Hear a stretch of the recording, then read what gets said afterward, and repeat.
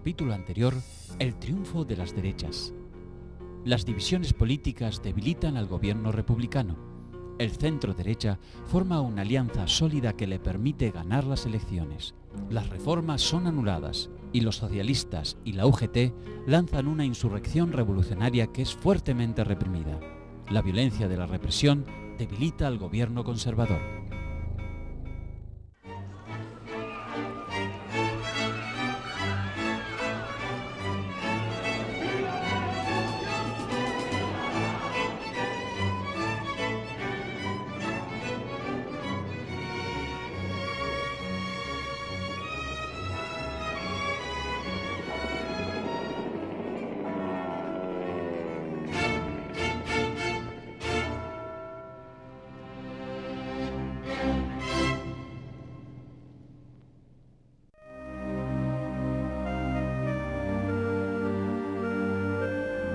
A comienzos de 1936 se alcanzó en España la certeza de que las derechas en el gobierno, después de 2 años de gestión, habían dilapidado su capital político.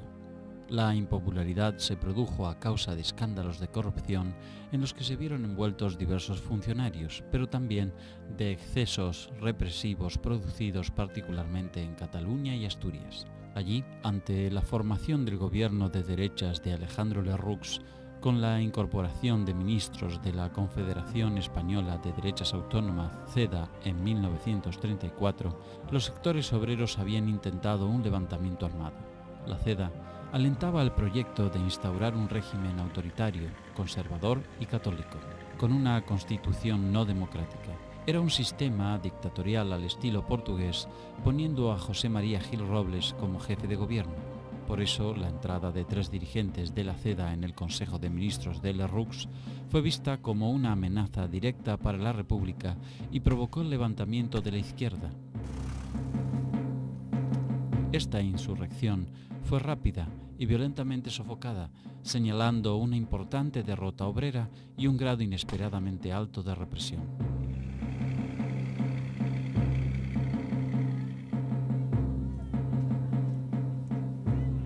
La vida republicana se hace más conflictiva a partir del 34 y que por tanto quedarán ahí 2 grandes heridas.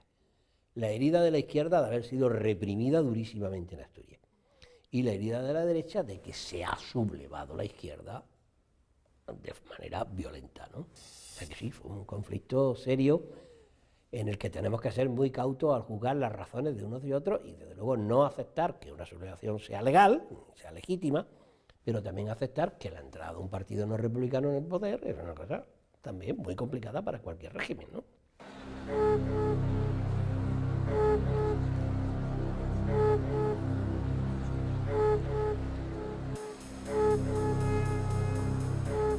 Después de la insurrección de 1934, los patronos habían pasado a la ofensiva, amparados por el gobierno derechista.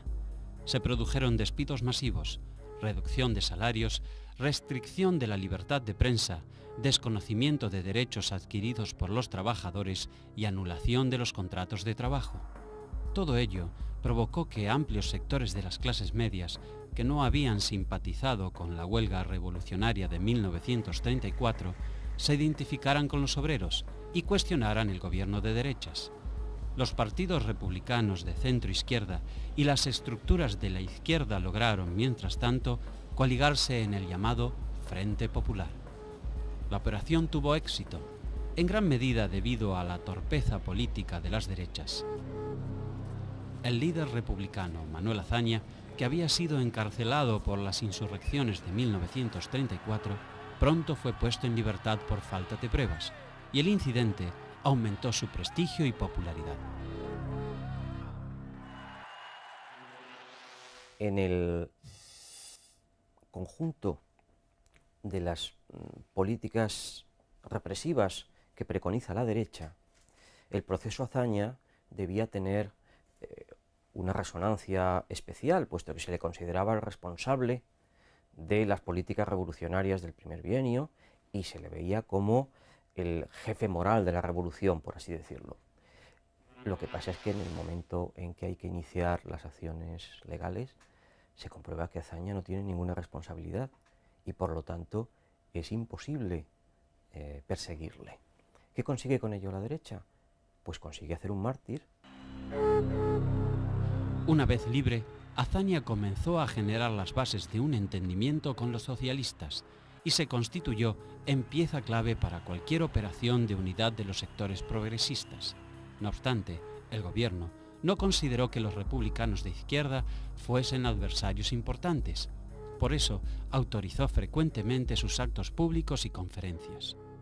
Un motivo trascendente permitió el acuerdo electoral por encima de las diferencias que incluso enfrentaban al PSOE con su ala sindical, la poderosa UGT, la amnistía de los presos por la insurrección de 1934.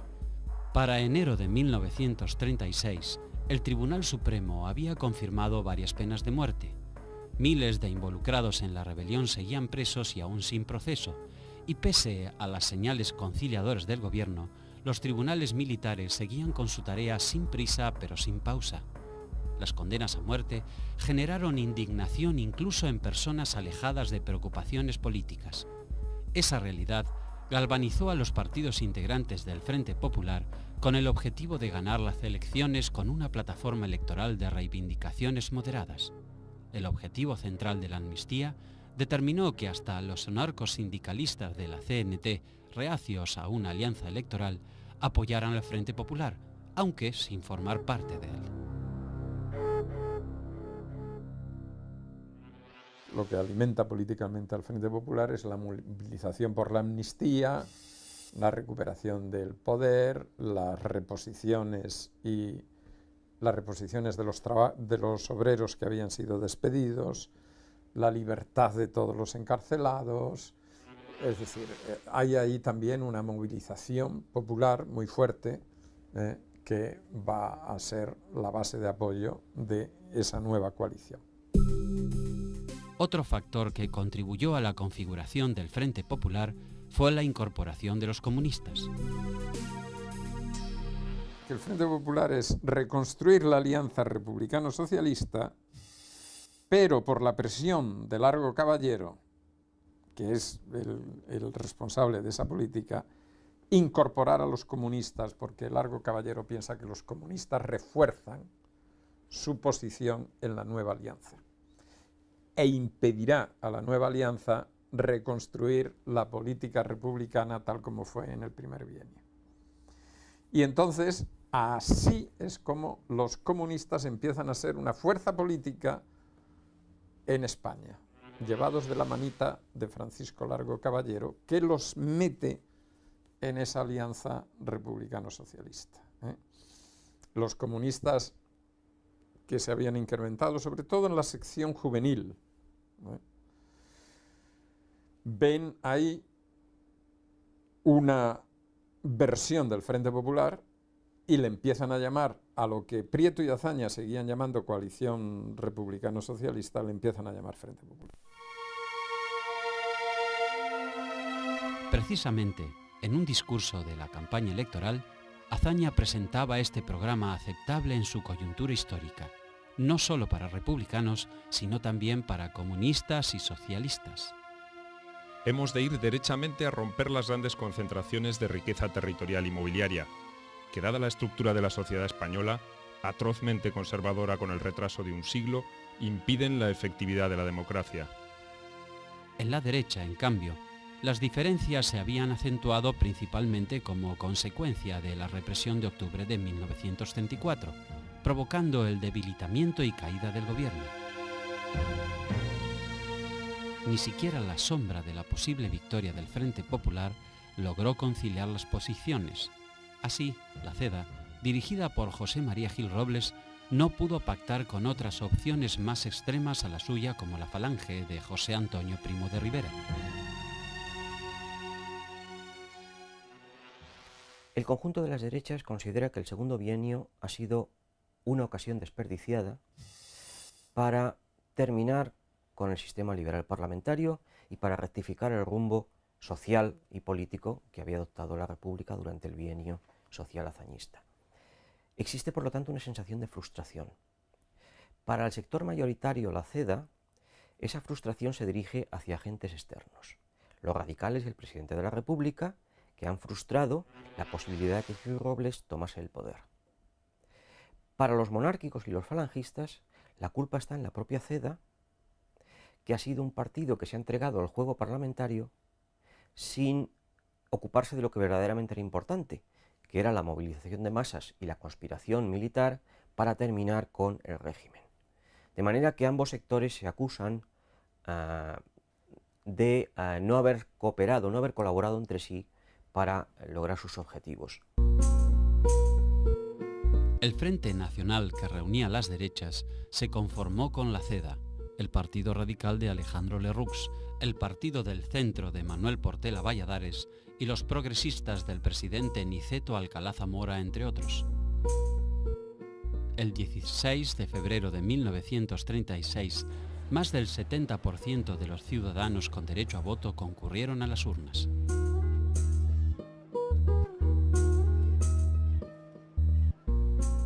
El Frente Popular obtuvo en primera instancia el 34.3% y el Frente Nacional el 33.2% de los votos, pero esta paridad no se reflejó en el Parlamento.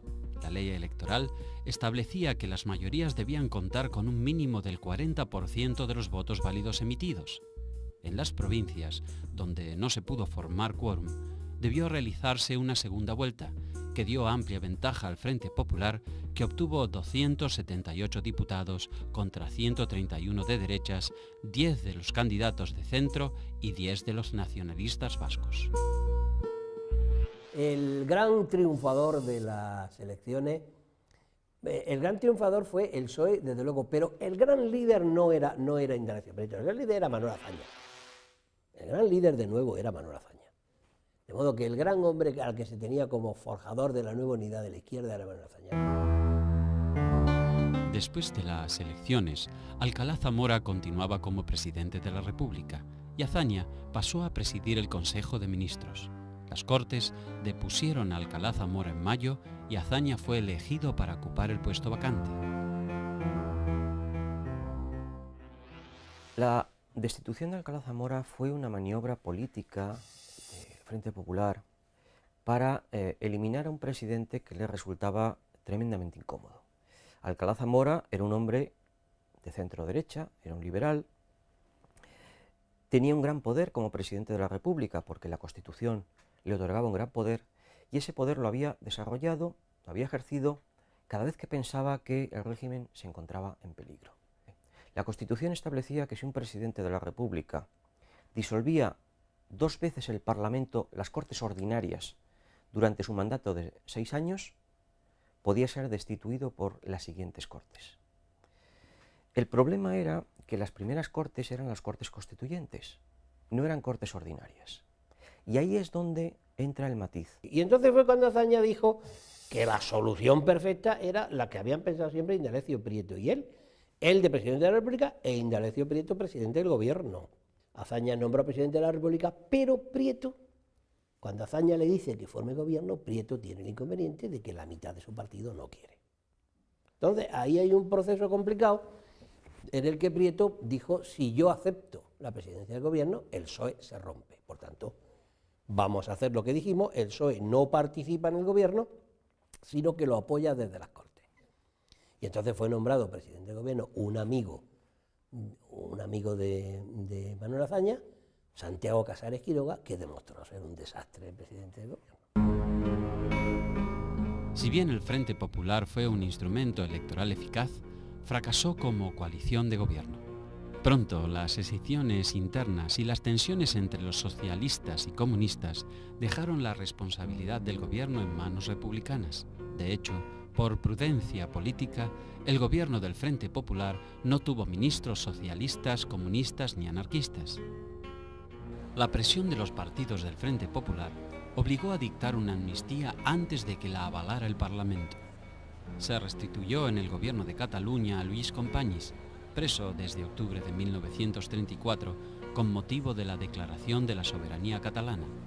También se repusieron en sus cargos a alcaldes destituidos durante el bienio anterior, pero no se pudo evitar que campesinos y obreros volvieran a tomar numerosas propiedades agrícolas y fábricas por la fuerza. Esto obligó a aplicar una suerte de reforma agraria de facto. El gobierno tampoco pudo impedir que grupos de choque de la derecha, como los falangistas, organizaran atentados aún después del encarcelamiento de su líder, José Antonio Primo de Rivera, por tráfico ilegal de armas en marzo de 1936. El gobierno del Frente Popular tenía un enorme interés en ilegalizar a la Falange, en impedir sus actuaciones, con lo cual el partido, desde muy poco después del triunfo del Frente Popular, fue declarado ilegal. El tema entró en vía judicial, pero las autoridades aprovecharon para detener a toda la cúpula dirigente del partido.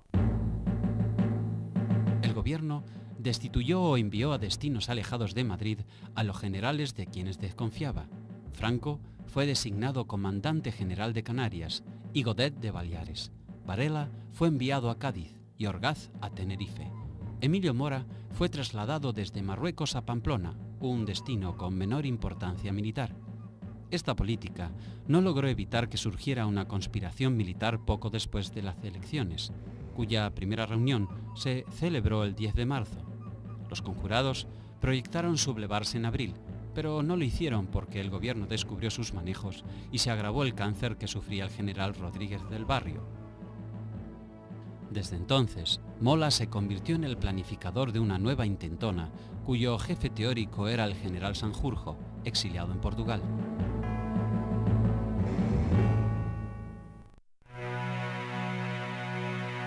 La conspiración militar será conocida y alentada por sectores políticos conservadores y de derechas que la financiaron.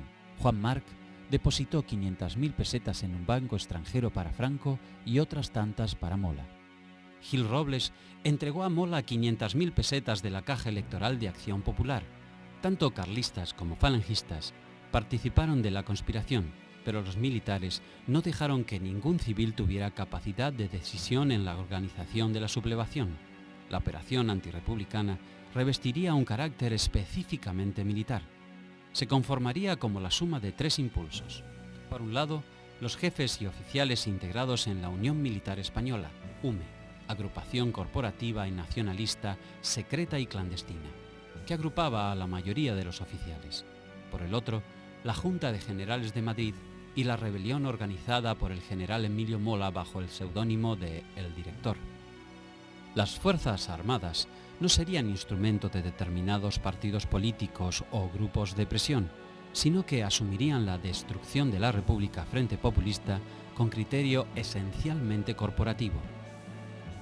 Una circular interna de la Unión Militar Española de febrero de 1936 expresaba: las bases del Frente Popular solo se pueden imponer a España en la calle, a tiros. Antes que consentir el triunfo del comunismo, el ejército español aplastará para siempre la revolución.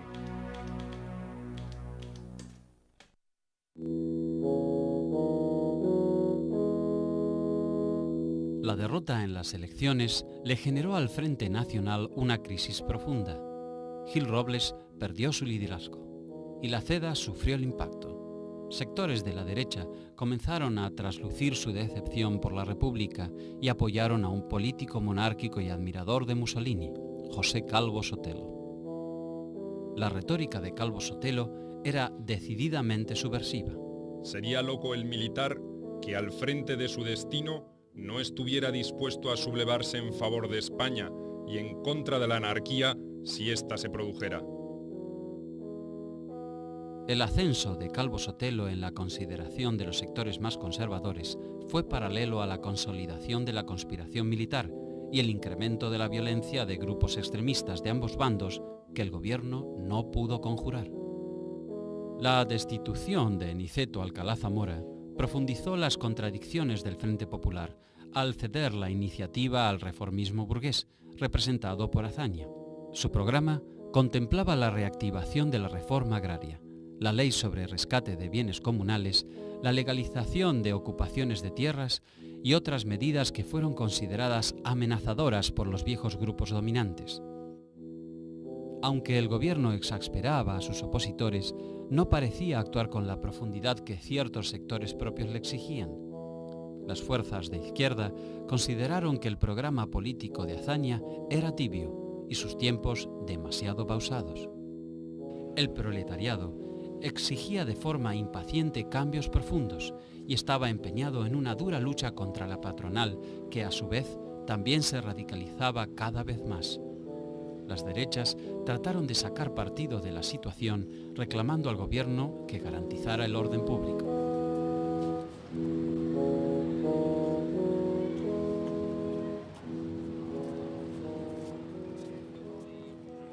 Uno de los grandes argumentos de la derecha española para justificar la guerra es que el Frente Popular, el periodo del Frente Popular, fue un periodo de grave desorden. Eso no es verdad, aunque sí es verdad que aumentó el conflicto, en efecto, y que un presidente de gobierno débil como Casares Quiroga no supo hacer las cosas, eso está claro. Pero esos desórdenes no pueden justificar la guerra de ninguna manera. Gil Robles empleó ese argumento en las Cortes sistemáticamente, y Calvo Sotelo emplearon ese argumento para señalar la ilegitimidad del gobierno del Frente Popular, que era incapaz de controlar el orden público. En efecto, hubo mucho conflicto, pero no un desorden generalizado, no. El 15 de abril, Calvo Sotelo responsabilizó a las autoridades de los hechos violentos, tales como incendios de iglesias y comercios y enfrentamientos entre grupos antagónicos de ciudadanos.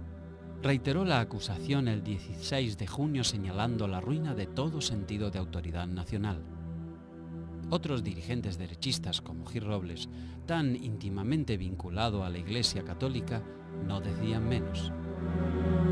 Para la Iglesia, la victoria del Frente Popular había significado el naufragio de los más nobles valores de la civilización cristiana y el triunfo de la impiedad, del marxismo y del amor libre, según palabras del obispo de Teruel.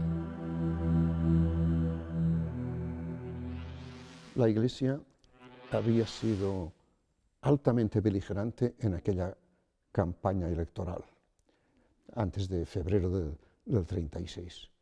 Distintos obispos publican unas circulares que hoy es impensable que lo hiciera, pero entonces, es decir, que es la lucha entre Dios y el demonio, el bien y el mal, que se pierde España.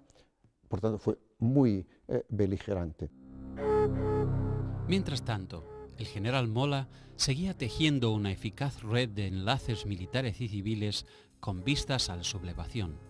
En lo político, tuvo dificultades en obtener el apoyo de algunos grupos derechistas, como la Falange y el Carlismo, que pretendían imponer sus condiciones a lo que Mola no estaba dispuesto.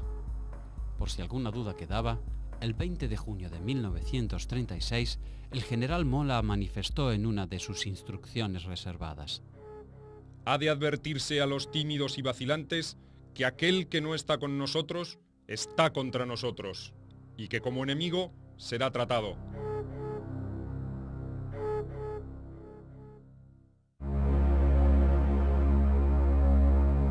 En la noche del 12 de julio de 1936, el teniente de la Guardia de Asalto y ferviente socialista José Castillo resultó asesinado a balazos por pistoleros de derechas. La réplica fue fulminante. En la madrugada del 13, un grupo de compañeros de Castillo, un capitán de la Guardia Civil y el antiguo guardaespaldas de una diputada socialista secuestraron y mataron a Calvo Sotelo.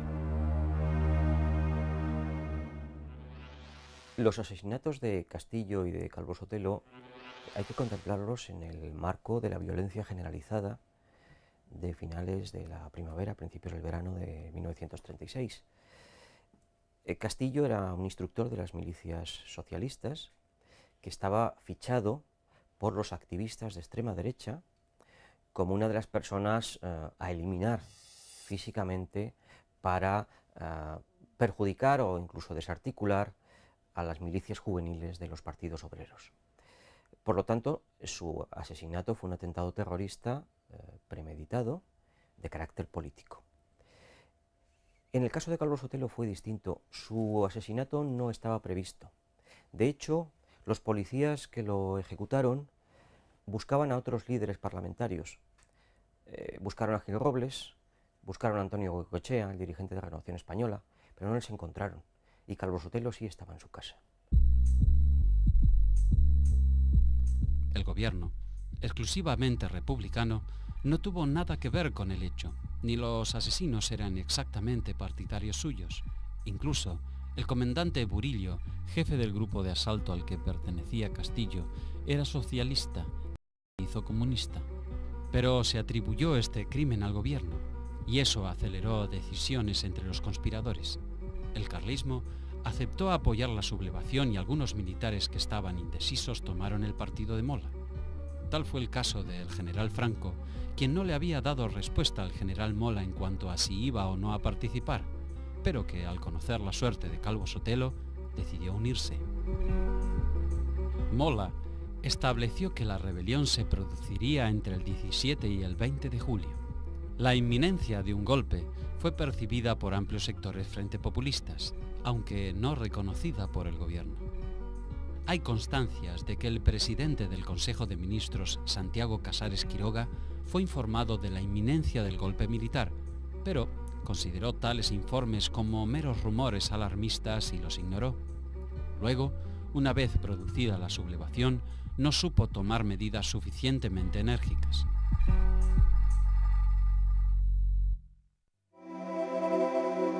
Marruecos era la mayor guarnición militar de España. Contaba con más de 40.000 hombres, entre ellos los regulares indígenas y los legionarios. Estos últimos en 2 legiones, una en Ceuta y otra en Melilla. El 17 de julio, la guarnición de Melilla se sublevó sorpresivamente bajo las órdenes del teniente coronel Gazapo, para evitar un registro policial que amenazaba descubrir un depósito de armas clandestino. Eran las 17 horas del día 17. El levantamiento estaba previsto para el día 19, pero los conspiradores debieron adelantar sus planes. El golpe no estaba aún lo suficientemente preparado y la improvisación era inevitable. Los oficiales leales al gobierno fueron arrestados. Las tropas tomaron de inmediato la ciudad sin más que unos pocos tiros y un par de muertos. Esa misma tarde, en Tetuán, la capital de Marruecos, se alzó el coronel Eduardo Sáez de Buruaga. En pocas horas, la rebelión se extendió por todo el territorio. En Ceuta, el teniente coronel Juan Yagüe desplegó sus legionarios por las calles con la única resistencia de algunas acciones aisladas. En el aeródromo de Sanya Ramel, el comandante Lapuente Bahamonde, conocido republicano y primo hermano del general Franco, defendió su puesto a punta de pistola e hizo inutilizar los aviones que estaban a su cargo antes de caer prisionero.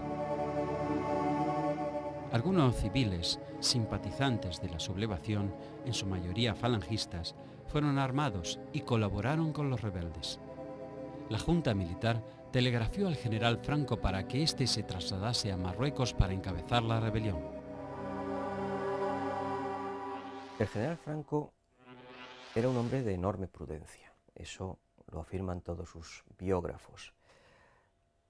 Ideológicamente estaba comprometido con la opción golpista, participó, eso es evidente también, en la conspiración a través de la Junta de Generales, pero no adoptó posiciones de primera línea, no las había adoptado nunca. En la madrugada del 18 de julio, Franco respondió con entusiasmo al telegrama de la Junta de Marruecos e hizo cruzar mensajes a diversos jefes militares. De forma inmediata, hizo proclamar el estado de guerra y dispuso que las tropas tomaran las ciudades. Luego dejó al general Luis Orgaz a cargo de completar la dominación de las islas y partió hacia Gando, el aeropuerto de Gran Canaria. Allí lo esperaba un avión modelo Dragon Rapid de la marca británica de Havilland, que los monárquicos habían puesto a su disposición.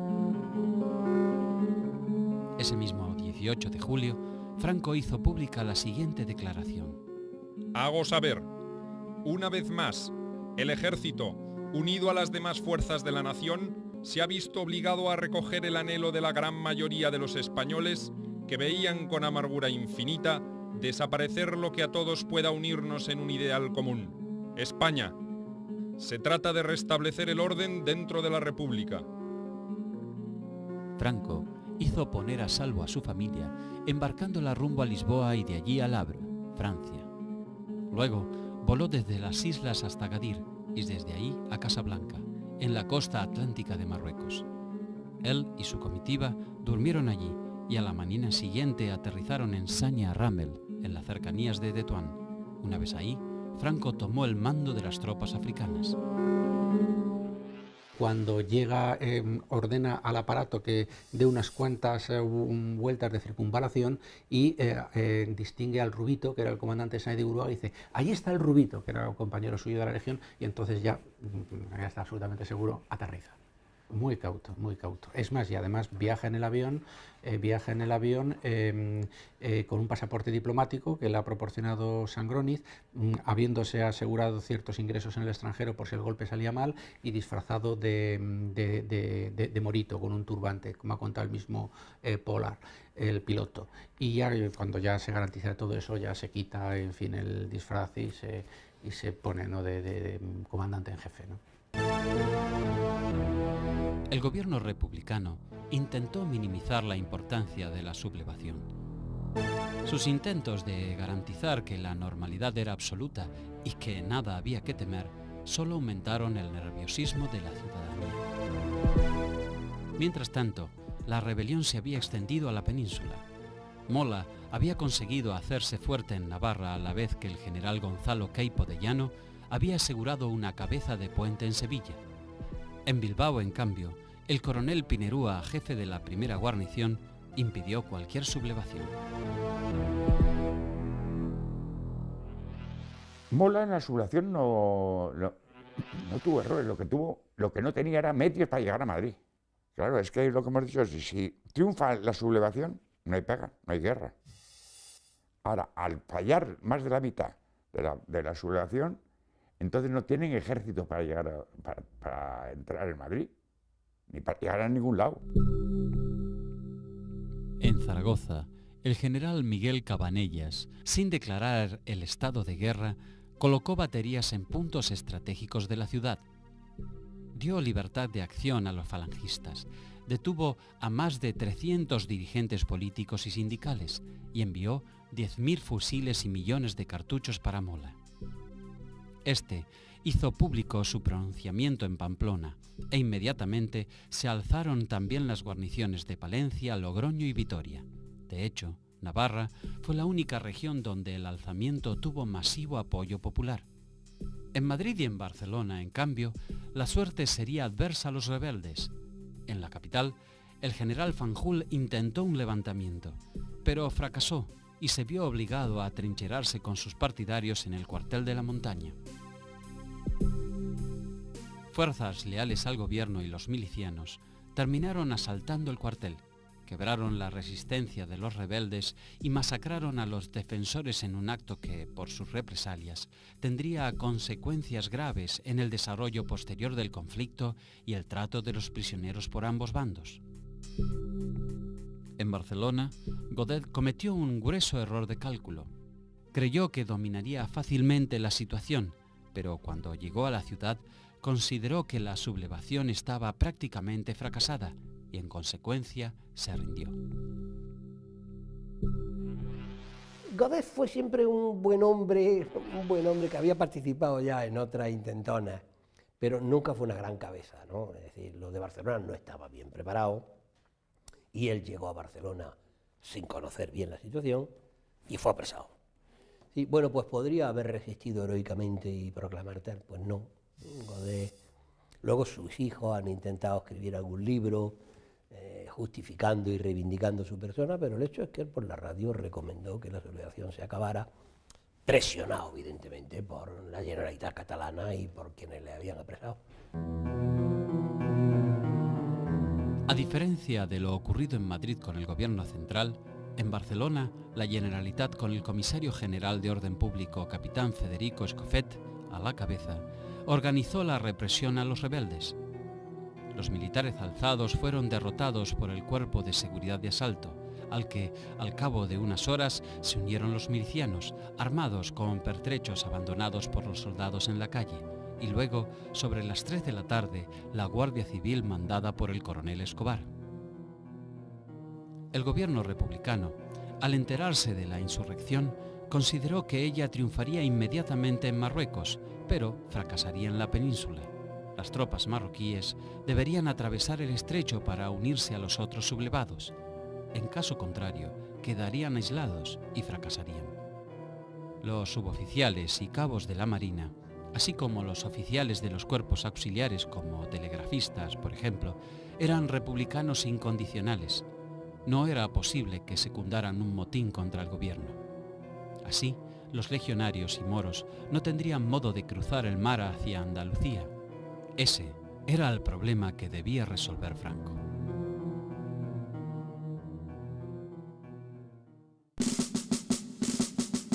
En la madrugada del 19 de julio llegaron a la península tropas marroquíes a bordo de algunos pequeños barcos.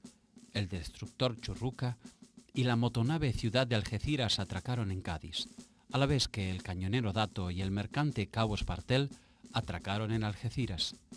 Fue el único traslado numéricamente importante que fue posible implementar en esos primeros días de la sublevación. Desde el día siguiente, ante la negativa por parte de las tripulaciones de la Armada de secundar la rebelión, no hubo ya más convoyes desde África hacia Cádiz y Algeciras. Los mandos inferiores de la Marina, muy inferiores, eran republicanos.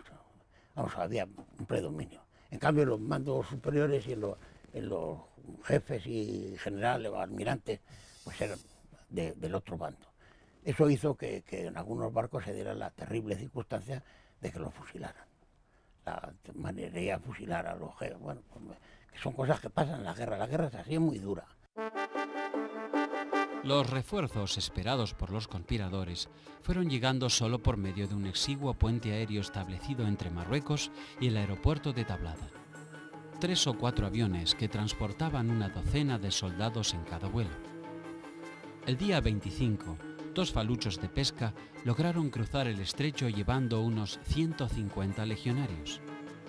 En Sevilla, Queipo de Llano ocupó inmediatamente el centro de la ciudad. Luego, al comprobar que no cabía esperar una llegada masiva de refuerzos marroquíes, asaltó con sus tropas y con civiles armados de la falange los barrios obreros, reduciendo a cañonazos las zonas defendidas por los republicanos y aplastando finalmente toda resistencia. En Sevilla no se distribuyen armas a las masas obreras como se distribuyen en Madrid el 19 de julio o se distribuyen en Barcelona. Es decir, la República se salvó en Madrid y se salvó en Barcelona gracias a que se distribuyeron armas a los sindicatos. Y en Sevilla se perdió el 18 de julio porque no se distribuyeron armas a los sindicatos. En forma simultánea a su ofensiva armada, Queipo de Llano acometió una intensa campaña por radio, propalando que un nutrido contingente marroquí había ya desembarcado y que era inminente el triunfo definitivo de la sublevación. En Valladolid, los conspiradores pusieron al general Andrés Saliquet, que había sido gobernador en la dictadura de Primo de Rivera, al mando de la 7ª División. Salamanca, Ávila, Segovia y Cáceres quedaron a sus órdenes.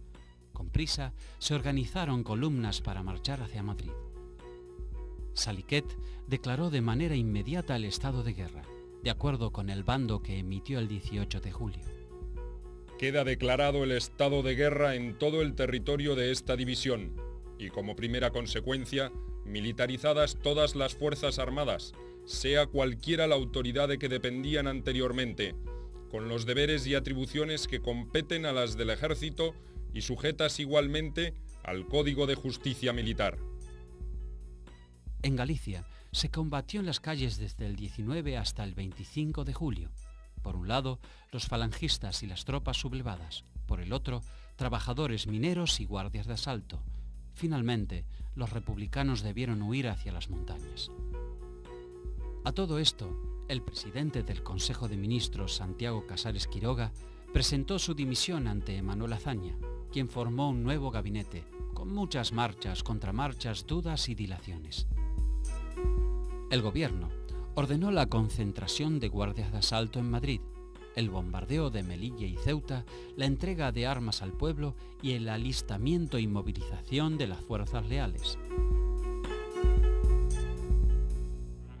El mismo 19 de julio, el general Sanjurjo tenía que salir, estaba exiliado en Estoril, tenía que salir para ponerse al frente, para venir a España y ponerse al frente de la sublevación. Era el jefe reconocido por los generales conspiradores, el jefe de gobierno que iban a instituir, ¿no?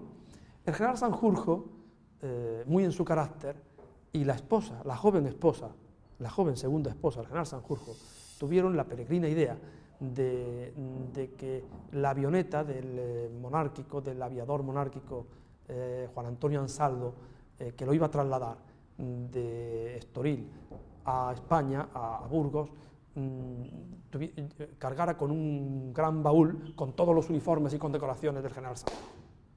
Y como el gobierno de Portugal no permite que esa avioneta despegue de un aeródromo militar, ni siquiera de un aeródromo civil, para no comprometerse frente al gobierno legal de la República Española, pues esa avioneta tiene que despegar de un campo de deportes. Un campo de deportes que tiene alrededor unos árboles. El aviador Ansaldo le hace saber a Sanjurjo que es mucho peso el baúl y que puede que no despeguen o que choquen con los árboles. Pero el general Sanjurjo y su joven esposa se empeñan en que tiene que traer todas las condecoraciones y todos los uniformes. Y ese fue el accidente, como es sabido, que al despegar la avioneta chocó con los árboles y cayó y ardió. La jefatura de la sublevación, al morir Sanjurjo, tenía entonces 4 candidatos: Cabanellas, Queipo de Llano, Franco y Mola. Pero el pasado republicano de los 2 primeros inquietaba a los rebeldes.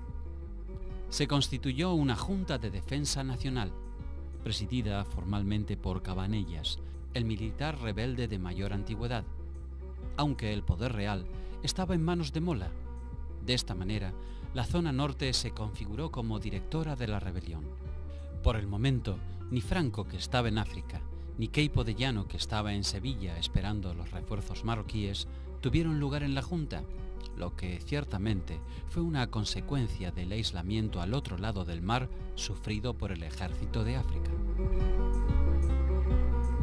Mola comprendía claramente que su futuro peso político dependía de que las tropas de la zona norte conservaran la iniciativa y lograran conquistar Madrid. Pasados los primeros días del levantamiento, el panorama era el siguiente. La mayoría de las ciudades más importantes de España, entre ellas Madrid, Barcelona, Bilbao y Valencia, y las regiones más industrializadas del país, respondían al gobierno republicano, al igual que la mitad del ejército, casi toda la marina y la fuerza aérea. Los rebeldes se hicieron fuertes en zonas campesinas menos desarrolladas, como Andalucía, Galicia y Navarra, pero contaban a su favor con los contingentes militares coloniales de Marruecos, la tropa más experimentada.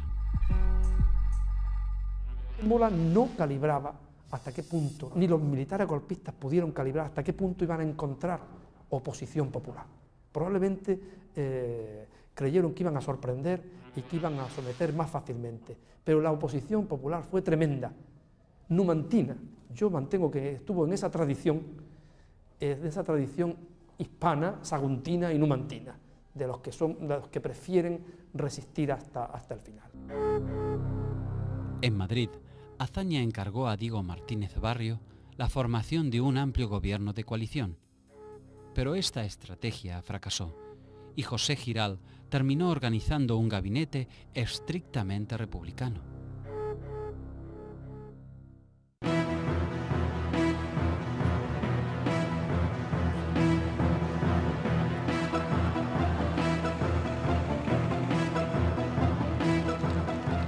A esta altura, España estaba definitivamente partida en 2.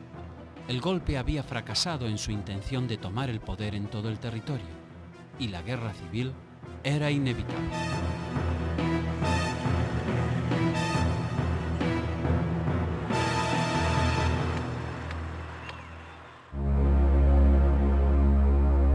En el próximo capítulo, la Guerra de las Columnas. Las tropas rebeldes acantonadas en África logran pasar el estrecho con el apoyo de Italia y Alemania. En el territorio republicano se produce un estallido revolucionario. Las milicias catalanas rechazan el alzamiento en Barcelona y atacan Zaragoza. La República en Madrid resiste, impidiendo la toma de la ciudad.